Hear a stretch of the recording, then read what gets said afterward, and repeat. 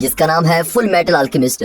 Movie की शुरुआत में शहर से दूर एक घर में एक औरत कपड़े सुखा रही होती है। दूसरी ओर दो भाई कुछ चीजों को एक जादुई चक्र में रखते हैं और वो चीजें मिलकर एक अलग ही रूप ले लेती हैं। इस जादुई चक्र को एल्केमी सर्कल कहते हैं और रूप बदलने की इस टेक्निक को ट्रांसम्यूटेशन कहते हैं। बड़े भाई का नाम एडवर्ड है और छोटे का नाम अल्फोंस है। वे दोनों भागकर अपनी माँ को अपना नया आविष्कार दिखाते हैं और वो बड़े प्यार से उन दोनों को गले लगाकर शाबाशी देती है और फिर बच्चे खेलने चले जाते हैं। लेकिन अचानक उनकी माँ नीचे गिरती है और किसी बीमारी के कारण मर जाती है। दोनों भाई अपनी माँ को जिंदा करने के लिए उन सारे तत्वों को इकट्ठा करते हैं जिनसे इंसान का शरीर बनता है और सारे तत्वों को वो एल्केमी सर्कल के बीच में रखकर मंत्र पढ़ते हैं। अब घर के अंदर बहुत सारी शक्तियाँ इकट्ठी होने लगती है और तब दोनों रियलाइज करते हैं कि कुछ बुरा होने वाला है। घर के अंदर शक्ति इतनी बढ़ जाती है कि घर ही टूटने लगता है और दोनों भाई एक के बाद एक करके हवा में उड़ने लगते हैं। और इस दुर्घटना में एडवर्ड अपना बायां पैर खो देता है और अल्फोंस अपना शरीर ही खो देता है। अब कई साल बाद रियोन नाम की सिटी में बड़ा भाई एडवर्ड एक प्रीस्ट को चेस कर रहा होता है। प्रीस्ट एक अल्केमिस्ट है जो एक तत्व को दूसरे तत्व में बदलने की कला जानता है। एडवर्ड एक मैजिकल रेड स्टोन के लिए उसको चेस कर रहा है जिसे फिलोसफर्स स्टोन भी कहा जाता है। उसे लगता है कि इस रेड स्टोन से वो अपनी माँ को जिंदा कर सकेगा। इतना ही नहीं, इस स्टोन की शक्ति से उसके भाई का शरीर भी मिल जाएगा और उसका टूटा हुआ पैर भी वापस आ जाएगा। पर पादरी एडवर्ड के रास्ते में ऊंचे ऊंचे पिलर्स खड़े कर देता है और वहाँ के पत्थरों को मॉन्स्टर से बदलकर एडवर्ड को अटैक करने का हुक्म देता है। लेकिन एडवर्ड इस सिटी का मेन अल्केमिस्ट है और वहाँ की चीजों को जोड़कर एक भाला बना देता है। फिर वो अपने वेपन से उन मॉन्स्टर्स को एक एक करके अटैक करता है और तब एक आदमी वहाँ आता है जो पूरी तरह से कवच में बंद है। वो भी मॉन्स्टर्स को अपने हाथों से मार डालता है। एक मॉन्स्टर के गिरने से उसका हेलमेट नीचे गिरता है और तब पता चलता है कि कवच खाली है। फिर दिखाते हैं कि एडवर्ड का एक हाथ लोहे का बना हुआ है और फिर पादरी रियलाइज करता है कि एडवर्ड एक साधारण अल्केमिस्ट नहीं है बल्कि फुल मेटल अल्केमिस्ट है और ये सिटी का बहुत ही फेमस सोल्जर भी है। अब प्रीस्ट एडवर्ड को चेस करने लगता है और फिर एडवर्ड उसको अपने लोहे के हाथ से पंच करता है और इस तरह प्रीस्ट के हाथ से रेड स्टोन निकल जाता है। तभी वहाँ मिलिट्री के साथ कर्नल मुस्टैंग आकर दोनों को पकड़ लेता है। अब एडवर्ड चिल्लाता है कि मुझे रेड स्टोन दे दो, लेकिन मुस्टैंग रेड स्टोन को जलाकर राख कर देता है। मतलब ये रियल रेड स्टोन नहीं था। एडवर्ड बहुत ही मायूस होता है क्योंकि वो बहुत समय से इस फिलोसफर्स रेड स्टोन की तलाश कर रहा था। तब खाली कवच वहाँ पर आता है और उसको दिलासा देता है। दरअसल ये और कोई नहीं, एडवर्ड का छोटा भाई अल्फोंस है जिसकी बॉडी कई साल पहले खो गई थी। एडवर्ड ने अल्फोंस की आत्मा को जिंदा रखने के लिए अपना दायां हाथ काट दिया था और अल्फोंस की आत्मा को एक खाली कवच में रख दिया। अब इसी बीच प्रीस्ट बचकर भाग जाता है। मुस्टैंग एडवर्ड को हेडक्वार्टर्स लेके जाता है और अल्फोंस से कहता है कि इस जगह को साफ करवा दो। तभी एक बिल्डिंग से 3 स्पाइस इनकी फाइट को ध्यान से देख रहे होते हैं। अब मिलिट्री हेडक्वार्टर्स में मुस्टैंग एडवर्ड को समझाता है कि फिलोसफर्स स्टोन नाम की कोई चीज ही नहीं है, पर एडवर्ड नहीं मानता और कहता है तुम्हें उस स्टोन की शक्ति का अंदाजा ही नहीं है, इसलिए तुम ऐसा कह रहे हो। लेकिन मुस्टैंग कहता है कि एडवर्ड वो स्टोन सिर्फ एक एम्पलीफायर का काम करता है, उससे तुम इंसानों को जिंदा नहीं कर सकते और न ही उनके टूटे हुए पार्ट्स को जोड़ सकते हो। एडवर्ड उस स्पेशल स्टोन से अल्फोंस की बॉडी को और अपने हाथ को वापस पाना चाहता है। तभी वहाँ पर कैप्टन ह्यूज और जनरल हकुरो आते हैं और फिर हकुरो एडवर्ड से कहता है कि मैंने फुल मेटल अल्केमिस्ट की बहुत तारीफ सुनी थी, लेकिन आज ही तुमसे मिल पाया हूँ। मैं अल्फोंस से भी मिलना चाहता हूँ। फिर ह्यूज एडवर्ड को एडवाइस देता है कि तुम्हें मुस्टैंग की बात माननी चाहिए और वह ये भी बताता है कि उसे हाई कमांड ने यहाँ भेजा है क्योंकि इस मिलिट्री बेस में अजीब घटनाएं घट रही हैं। तब वहाँ एडवर्ड की बचपन की दोस्त विंडी आती है और आते ही वो एडवर्ड कहाँ देखती है और कहती है अब मुझे इसे रिपेयर करना होगा। अब दिखाते हैं कि वहाँ प्रीस्ट उन 3 स्पाइस से मिलता है। ये चारों एक ही गैंग के मेंबर हैं। प्रीस्ट उनको डांटता है कि तुमने मुझे नकली रेड स्टोन दे दिया था। उनमें से एक मेंबर जिसका नाम लस्ट है वो कहती है अगर तुम विश्वास करते हो कि ऐसा कोई जादुई फिलोसफर्स स्टोन है तो वो अंधविश्वास है। तब उस गैंग की दूसरी मेंबर जिसका नाम एनवी है वो प्रीस्ट का रूप ले लेती है। अब लस्ट अपना हाथ बढ़ाती है और नुकीली उंगलियों से असली प्रीस्ट को मार देती है। तब गैंग का तीसरा आदमी जिसका नाम ग्लूटनी है वो प्रीस्ट की लाश को निकल जाता है। अब रात को एडवर्ड अपनी पुरानी जिंदगी के बारे में सपना देखता है। उससे वो घटना याद आती है जब पहली बार उसने अल्केमी के द्वारा अपनी माँ को जिंदा करना चाहा था। फिर वो एक ऐसी डायमेंशन में पहुंच जाता है जहाँ उसके सामने गेट ऑफ ट्रूथ है। इसी गेट के अंदर यूनिवर्स की सारी नॉलेज बसी हुई है। फिर वो एक रूप देखता है जो खुद को भगवान बताता है और गेट ऑफ ट्रूथ को खोल देता है। अब अंदर से कई हाथ आकर उसको अंदर खींच लेते हैं। उससे यूनिवर्स की सारी सच्चाइयाँ दिखाई देने लगती है और बहुत दूर पर उसकी माँ भी दिखाई देती है। वो अपनी माँ की ओर हाथ बढ़ाता है लेकिन अचानक वो खुद को गेट ऑफ ट्रूथ के बाहर पाता है। लेकिन अब उसे एल्केमी की सारी नॉलेज मिल गई है और अब वो ह्यूमन ट्रांसम्यूटेशन के बारे में बहुत कुछ जान चुका है। लेकिन अचानक उसका पैर गायब होने लगता है और तब भगवान उसको बताता है कि इस दुनिया में कुछ पाने के लिए कुछ तो खोना ही पड़ता है। फिर वो खुद को अपने घर में पाता है और उसका एक पैर नहीं होता। लगता है उसके भाई अल्फोंस को भी गेट ऑफ ट्रूथ के अंदर ले जाया गया है। अब एडवर्ड वहाँ एल्केमी सर्कल को देखता है तो बिल्कुल ही चौंक जाता है। अपने एल्केमी से वो अपनी माँ को वापस लाना चाहता था, लेकिन यहाँ माँ की जगह एक मास्टर का रूप होता है। वो अल्फोंस के कवच गिरा देता है और चिल्लाता है कि मुझे मेरा भाई वापस दो। ये कहकर वो फिर से ट्रांसम्यूटेशन करने लगता है। भगवान कहता है तुम बेवकूफ हो जो फिर से यहाँ चले आए। ये कहकर वो एडवर्ड का हाथ भी छीन लेता है और तब एडवर्ड पसीना पसीना होकर उड़ जाता है और फिर अल्फोंस अपने कवच में उसके सामने खड़ा होता है। लगता है एडवर्ड बहुत ही डरावना और लंबा सपना देख रहा था। अब अगले दिन मुस्टैंग दोनों भाइयों को लेकर टकर नाम के अल्केमिस्ट के पास जाता है। जनरल हुकुरो ने उसे ऑर्डर दिया था कि वो फिलोसोफर्स स्टोन का पता लगाने में एडवर्ड की मदद करे। फिर वे एक मैंशन में पहुंचते हैं जहां टकर, उसकी बेटी नीना और उसका डॉग एलेक्स रहते हैं। टकर बहुत ही स्ट्रेस में होता है क्योंकि उसे मिलिट्री का टेस्ट पास करना है और अगर वो फेल हो गया तो मिलिट्री उसे यूजलेस समझकर खत्म कर देगी। वो एडवर्ड को अपने काम के बारे में बताता है। दरअसल उसने कई पशु पक्षियों को मिक्स करके नए प्राणी बनाए होते हैं। फिर टकर एक्सप्लेन करता है कि 2 साल पहले उसने बातें करने वाला एक प्राणी बनाया था और इसी बात से खुश होकर मिलिट्री ने उसको स्टेट अल्केमिस्ट की पदवी दी थी। लेकिन वो प्राणी सिर्फ 3 शब्द ही बोल सका और फिर मर गया। और फिर एडवर्ड बताता है कि उसे भी अल्फोंसे की आत्मा को कवच में जिंदा रखने के लिए अपना हाथ खोना पड़ा था। ऊपर से इस दौरान अल्फोंसे की पुरानी मेमोरी भी मिट गई थी। इतना नहीं, मैं गेट ऑफ ट्रूथ के अंदर जाकर भी देख चुका हूँ। फिर टकर उसे प्रॉमिस करता है कि वो अल्फोंसे की बॉडी और उसकी मेमोरी वापस लाने में एडवर्ड की मदद करेगा। फिर वो अल्फोंसे को टकर के पास छोड़कर मार्को नाम के डॉक्टर से मिलने जाता है। टकर ने बताया था कि डॉक्टर मार्को फिलोसोफर्स स्टोन के बारे में जरूर जानते होंगे।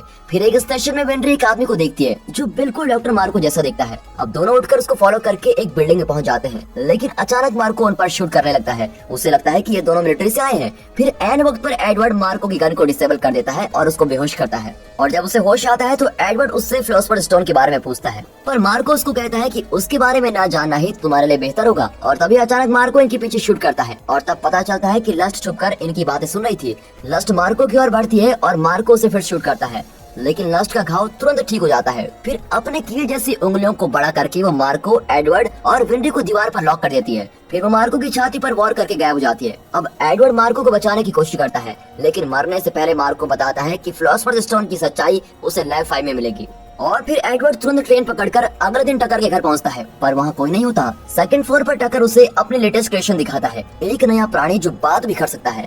और जब वो प्राणी बात करने लगता है तो एडवर्ड पास जाकर उसको ध्यान से देखता है। उस प्राणी का ओरिजिन जानकर एडवर्ड एकदम शॉक हो जाता है। असल में टकर ने अपनी बेटी और डॉग को मिक्स करके यह नया प्राणी बनाया होता है। इससे पहले जो टकर ने बोलने वाला प्राणी बनाया था वो उसकी वाइफ और किसी और प्राणी को मिक्स करके बनाया गया था। ये जानकर एडवर्ड बहुत ही गुस्से में टकर को पीटने लगता है। फिर ऐन वक्त पर अल्फोंसे आकर अपने भाई को रोक लेता है। अब मुस्टैंग मिलिट्री के साथ वहाँ आता है और इंसानों पर इलीगल एक्सपेरिमेंट करने के जुर्म में वो टकर को अरेस्ट कर लेते हैं। एडवर्ड ये सोचकर बहुत ही दुखी होता है कि अगर वो एक छोटी बच्ची की जान भी नहीं बचा पाया तो अपने भाई का शरीर वापस कैसे लाएगा। अब अगले 3 दिन वो लाइब्रेरी में बिताता है और लैब 5 की लोकेशन जानने की कोशिश करता है। ह्यूज और उसकी असिस्टेंट रॉस भी उसकी मदद करते हैं, पर उनको कोई क्लू नहीं मिलता। तब जनरल हुकुरो आकर कहता है कि मैं लैब 5 की लोकेशन जानता हूँ। लैब 5 दरअसल एक मिलिट्री फैक्ट्री का नाम है जो आजकल बंद है। और ये सुनते ही एडवर्ड तुरंत उस फैक्ट्री की ओर भागता है, लेकिन उसको वहाँ कुछ नहीं मिलता। दूसरी ओर ह्यूज मैप पर ये देखता है कि लैब 1 से लेकर लैब 4 तक एक पैटर्न की तरह बने हैं जो दिखने में ट्रांसम्यूटेशन सर्कल की तरह लगते हैं और इसी सर्कल के बीच पूरी सिटी बनी हुई है। उस पैटर्न को पूरा करके ह्यूज से पता लगा लेता है कि lab 5 prisoner of war camp में है। और तभी एक आवाज सुनकर वो मुड़ता है तो वहाँ लस्ट खड़ी होती है और उसकी छाती का टैटू देखकर ह्यूज जान जाता है कि ये नॉर्मल इंसान नहीं है, बल्कि इसे अल्केमी के द्वारा आर्टिफिशियली क्रिएट किया गया है। और अब लस्ट उसको मारने की कोशिश करती है, लेकिन ऐन वक्त पर ह्यूज बच निकलता है। फिर वो तुरंत जाकर जनरल हुकुरो को फोन करता है और जब वो मुड़ता है तो मुस्टैंग उस पर गन तान कर खड़ा होता है। ह्यूज उसको अटैक करने ही लगता है, लेकिन तब वो ह्यूज की पत्नी का रूप ले लेता है और ये देखकर ह्यूज रुक जाता है, लेकिन खूनी उसको शूट करके फिर मुस्टैंग का रूप ले लेता है और वहाँ से चला जाता है। पर मरने से पहले ह्यूज जनरल हुकुरो को लैब 5 की लोकेशन बता देता है। अब फैक्ट्री में कुछ न पाकर एडवर्ड बाहर जाता है, लेकिन मिलिट्री उसको अरेस्ट करके एक रूम में बंद कर देती है। वहाँ लेफ्टिनेंट हॉकाई उसको बताती है कि मिलिट्री मुस्टैंग की तलाश में है क्योंकि लोगों ने उसे ह्यूज का खून करते हुए देखा था और इसी सिलसिले में इन दोनों को भी अरेस्ट किया गया है। ऊपर से वो पागल साइंटिस्ट टकर भी बच निकला है, लेकिन ये दोनों गार्ड्स को चकमा देकर वहाँ से बच जाते हैं। हॉकाई उसको बताती है कि मुस्टैंग को लैब 5 का पता चल गया है और वो वहीं जा रहा है। फिर एडवर्ड वहाँ पहुँचकर देखता है कि वहाँ मुस्टैंग के साथ रोज और मिलिट्री के दूसरे लोग भी खड़े हैं। मुस्टैंग एक चुटकी बजाकर रोज को जला देता है और कहता है शॉक होने की जरूरत नहीं है, उसे कुछ नहीं होगा। तब रॉस का जलता हुआ शरीर हिलने लगता है और वो भी बिना किसी डैमेज के नॉर्मल हो जाती है। और तब दिखाते हैं कि वो रॉस नहीं एनवी है। तब लस्ट और ग्लोटी भी वहाँ आते हैं और लस्ट ग्लोटी से कहती है कि मिलिट्री को तुम संभालो। वो तुरंत एक बड़ा मुंह बन जाता है और मिलिट्री को भगाता है। अब लस्ट अपनी लंबी और नुकीली उंगलियां मुस्टैंग पर छोड़ती है और वो गिर जाता है। एडवर्ड लस्ट को चेस करके एक हॉल में पहुंचता है जहां बहुत ही बड़ा ट्रांसम्यूटेशन सर्कल बना है और तब टकर उस पर गन तान कर खड़ा होता है और कहता है अगर आगे आए तो अल्फोंसे और विंडी को मार डालूंगा। और फिर वो फिलोसोफर्स स्टोन निकाल कर दिखाता है और कहता है कि मिलिट्री यहाँ की वॉर प्रिजनर्स की जान लेकर इन स्टोन्स को प्रोड्यूस कर रही है। इतना नहीं, डॉक्टर मार्को की टीम भी मिलिट्री के लिए यही काम कर रही है और अगर तुम अपने भाई का शरीर वापस चाहते हो तो तुम्हें दूसरे इंसान की बलि चढ़ानी होगी। इतने में लस्ट टकर को अटैक करके मार डालती है, क्योंकि टकर उनके सारे सीक्रेट्स बताया जा रहा था। तब जनरल हकुरो भी आता है और लगता है ये भी लस्ट के साथ ही काम करता है, लेकिन अब वो लस्ट का साथ नहीं देना चाहता और वहाँ के स्टोन्स को यूज करके वो लाखों इंसानों को क्रिएट करता है और इनकी एक आर्मी बनाकर वो इस देश में राज करना चाहता है। इन पत्थरों के इंसानों में वो रेड स्टोन को इंजेक्ट करता है और उनमें जाना जाती है। अब जनरल हकुरो बहुत ही खुश होता है और अपनी आर्मी को देखने उनके पास जाता है, लेकिन वे इंसान नहीं मॉन्स्टर हैं और वे उसको अटैक करके मार डालते हैं। फिर मुस्टैंग उन मॉन्स्टर्स को आग से अटैक करता है। फिर वो एडवर्ड को बताता है कि इन मॉन्स्टर्स के सर पर अटैक करो तभी ये मरेंगे। ये कहकर वो लस्ट की टीम को चेस करने लगता है और तभी अल्फोंसो हिलने लगता है। एडवर्ड मॉन्स्टर से लड़ रहा होता है, तब पता चलता है कि अल्फोंसो के कवच के अंदर विंडी छुपी हुई है। एडवर्ड बहुत ही खुश होता है कि उन दोनों को कुछ नहीं हुआ। अब हॉकाई आर्मी के साथ मॉन्स्टर्स को अटैक करने के लिए तैयार होती है। फिर वे मिलकर मॉन्स्टर के सर पर एम करके उन्हें एक एक करके मार डालते हैं। यहाँ दूसरी ओर मुस्टैंग एनिमी पर आग लगा देता है, लेकिन पहले लगे घावों से उसको बहुत ही दर्द होता है। फिर लास्ट उन पर हंसती है और कहती है मैंने मौत को जीत लिया है। ये कहकर वो अपने अंदर के रेड स्टोन दिखाती है, जिसके रहते वो कभी नहीं मरेगी। फिर वो मुस्टैंग को अटैक करती है, लेकिन एडवर्ड अपनी एल्केमी से पत्थर की ऊंची दीवारें खड़ी कर देता है और मुस्टैंग को बचा लेता है। तब एडवर्ड को पता चलता है कि एनवी पहले की तरह अपने रूप को नहीं बदल पा रही है और उससे बचाने के लिए लास्ट लंबे चौड़े डायलॉग बोलकर इनको डाइवर्ट कर रही है। अब एडवर्ड मौके का फायदा उठाकर एनवी पर फिर से आग लगाता है और इस बार वो जलकर हमेशा के लिए राख हो जाती है।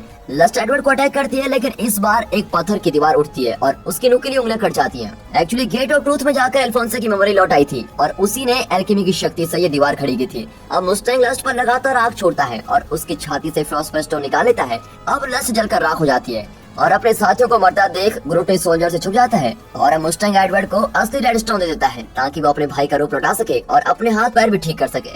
अब उस स्टोन की मदद से एडवर्ड गेट ऑफ ट्रूथ को देख पाता है, लेकिन वो देखता है कि अल्फोंसो के लिए उसे एक औरत का शरीर दिया गया है। भगवान आकर कहता है कि अपने भाई के लिए ये शरीर ले जाओ और ये रेड स्टोन मुझे दे दो, लेकिन लास्ट मोमेंट में एडवर्ड स्टोन देने से मना कर देता है, क्योंकि वो अपने भाई की खातिर किसी और की जान से खेलना नहीं चाहता। वो चिल्लाता है कि अल्फोंसो मैं तुम्हें लेने फिर यहाँ आऊंगा। फिर एडवर्ड रियलिटी में लौटकर अपने भाई से माफी मांगता है। अल्फोंसो उसे माफ कर देता है और कहता है मुझे भी किसी दूसरे का शरीर लेना बिल्कुल पसंद नहीं है। अब वे सब देखते हैं कि एक बार फिर सूरज निकल रहा है और अगले शॉट में एडवर्ड और अल्फोंसो एक ट्रेन में जा रहे होते हैं। एडवर्ड वादा करता है कि वो अल्फोंसो को एक नया शरीर जरूर दिलवाएगा, लेकिन किसी दूसरे इंसान को कभी ठेस नहीं पहुंचाएगा। और इसी तलाश में ये दोनों अपने फ्यूचर की ओर बढ़ते हैं। और दोस्तों इसी के साथ ये मूवी यहाँ पर खत्म होती है। अगर ये मूवी आपको पसंद आई हो तो इस वीडियो को अपनी फैमिली एंड फ्रेंड सर्कल में शेयर कीजिए। साथ ही इस वीडियो को एक लाइक और चैनल को सब्सक्राइब जरूर कीजिए। And finally thanks for watching.